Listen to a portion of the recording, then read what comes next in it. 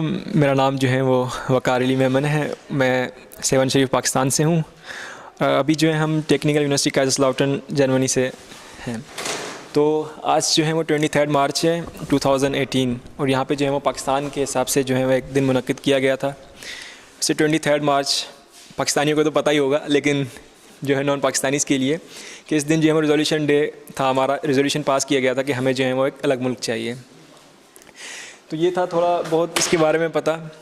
और ये दिन में इसलिए, एक तो ये सबसे बड़ी बात, और सबसे दूसरी बात कि ये मैं इस दिन को इसलिए भी ज़्यादा ख़ास मानता हूँ क्योंकि आज जो है मेरा बर्थडे भी है, तो भाई को बताएं। तो इस दिन को मेरा बर्थडे और पाकिस्तान के रिजोल्यूशन डे दोनों एक ही दिन पे आते हैं। पाकिस्तान जिंदाबाद।